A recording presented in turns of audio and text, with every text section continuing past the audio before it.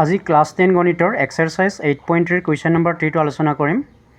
ইয়াত দিয়া আছে যদি tan twice equal to cot a minus 18 degree য'ত twice সূক্ষ্মকোণ তেন্তে a ৰ মান উলিওৱা। অৰ্থাৎ এই ফাংচন দুটা যদি ইকুৱেল হয় আমি এই a ৰ মানটো উলিয়াব লাগে। সো প্ৰথমতে এই a ৰ মানটো উলিয়াবলৈ হলে আমি এই ফাংচন দুটা সেম কৰাব লাগিব। অৰ্থাৎ এই কট ফাংচনক tan ফাংচনলৈ কনভাৰ্ট কৰিব লাগিব নতুবা এই tan ফাংচনক cot ফাংচনলৈ কনভাৰ্ট কৰিব লাগিব। সো মই ইয়াত tan ফাংচনক cot ফাংচনলৈ কনভাৰ্ট কৰিছো। সো প্ৰথমতে এনেকৈ লিখি লৈছো। সলিউশন দিয়া আছে tan twice equal to cot a minus 18 degree.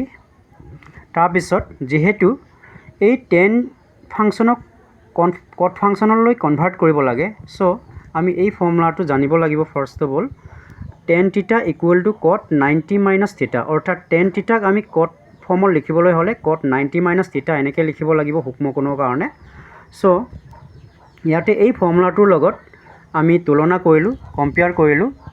So tan theta মানে twice আমি theta বুলি ধৰিম। যেনেকৈ tan theta equal to cot 90 minus theta হয় ঠিক সেইদৰে ইয়াতো tan theta এই twice আমি theta বুলি ধৰিম। সো cot 90 minus theta মানে twice। So this equal to এইটো ইয়াত যেনেকৈ আছে তেনেকৈ আহিছে cot a minus 18 cot a minus 18।